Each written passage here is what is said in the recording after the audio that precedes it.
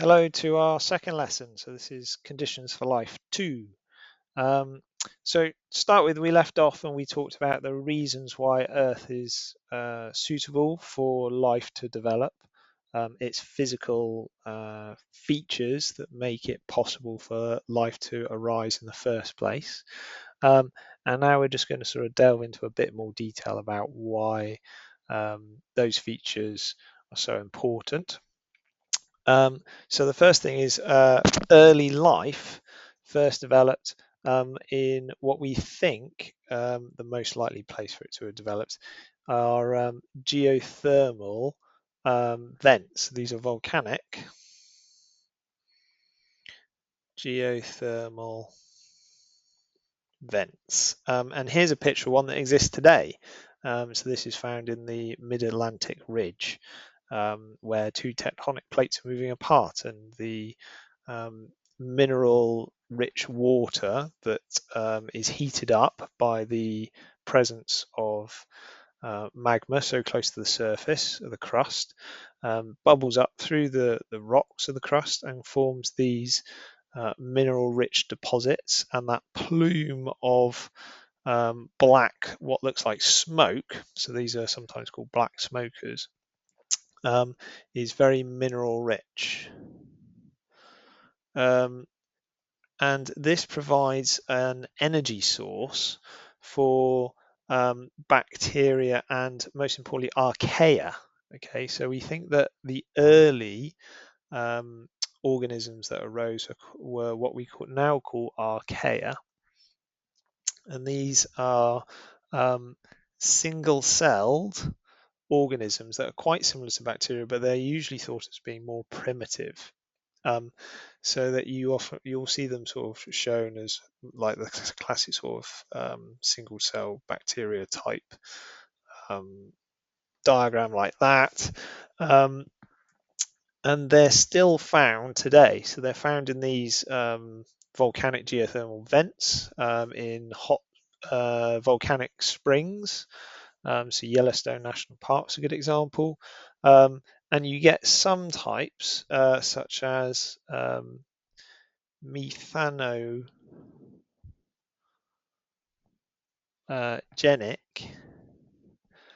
archaea. And these are found in the intestines and guts of things like cattle. So there's cattle.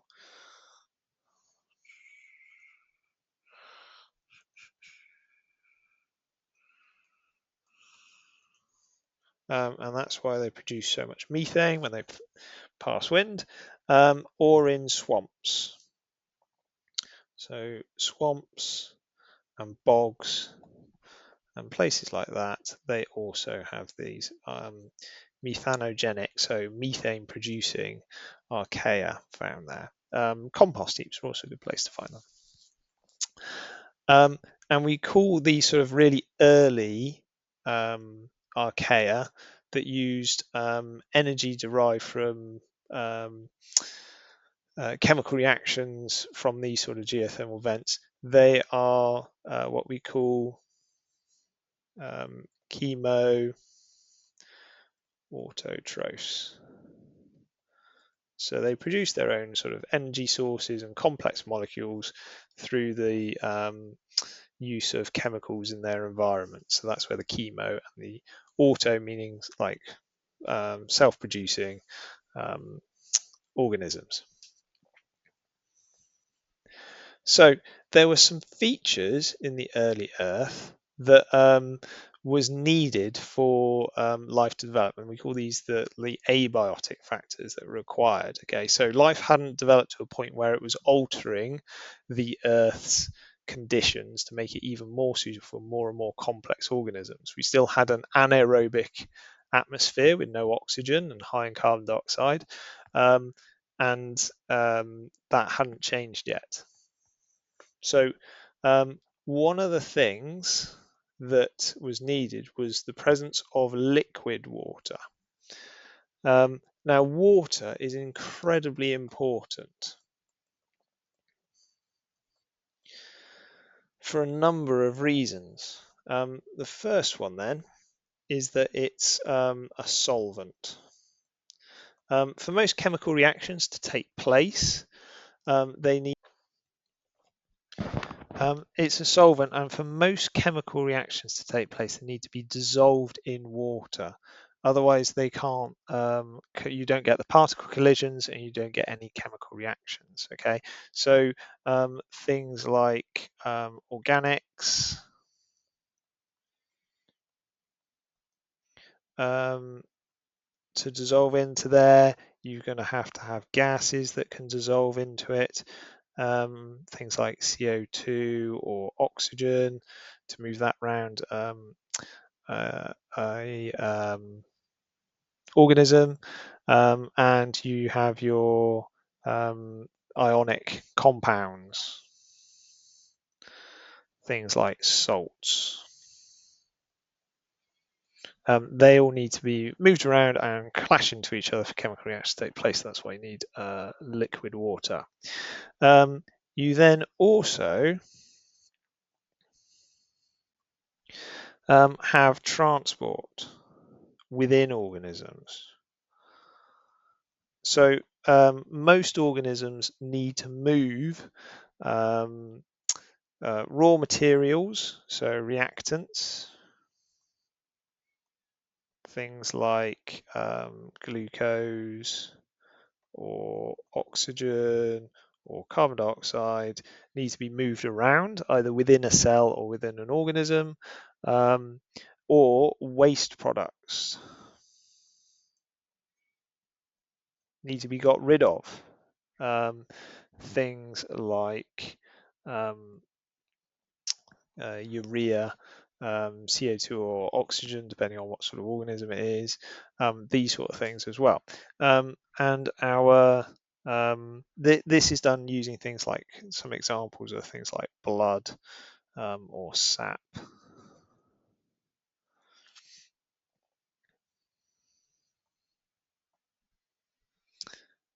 It's also really important for temperature control.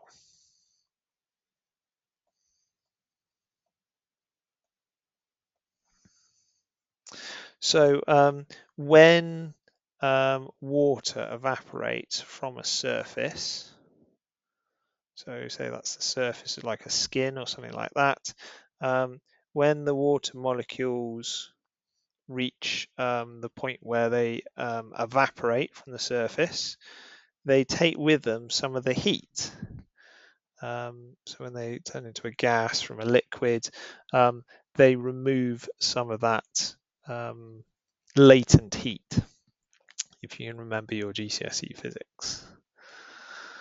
And then the other strange thing about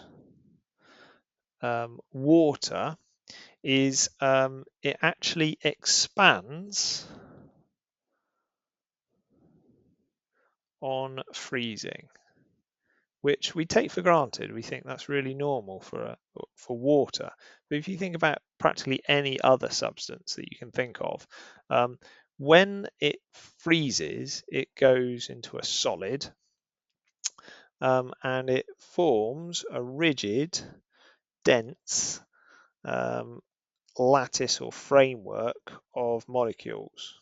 So this is a solid, and you should hopefully all recognize that sort of diagram for key stage 3. And it becomes very dense, and it will sink if you place it in the liquid of itself. However, water, when it forms ice, forms a much more open, spread out lattice. So it is less dense and will float on water. And this is really strange. We call this anomalous expansion on freezing. And so that means that life can continue under the ice of things like the North Pole, and it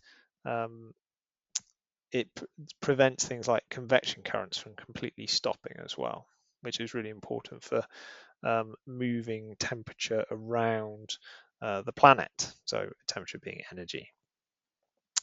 Next one then is water has a high specific heat capacity. Okay, which means that it takes a lot of energy to heat up the molecules of water to get them moving faster. So it heats up and cools down slowly. And this means that it helps moderate temperature changes.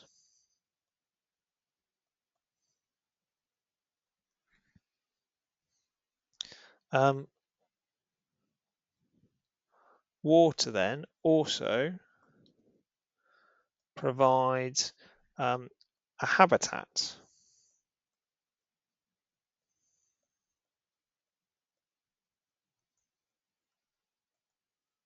So these habitats are things like oceans, marshes, and rivers, which are really important places for life to have developed and still really biodiverse, rich places for life to be found now. And then the last important feature of water itself is that it absorbs UV radiation.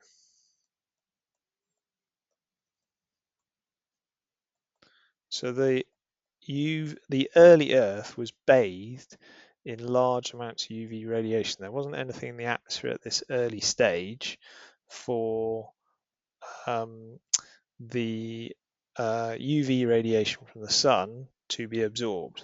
Okay, so the UV radiation coming down from the sun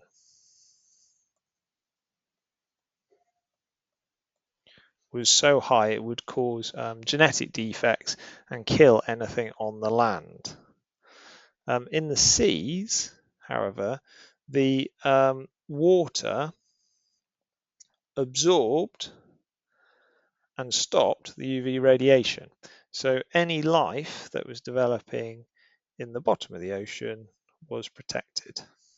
Okay, and this was really important until things like the ozone layer developed later on in the Earth's history that filtered out UV radiation.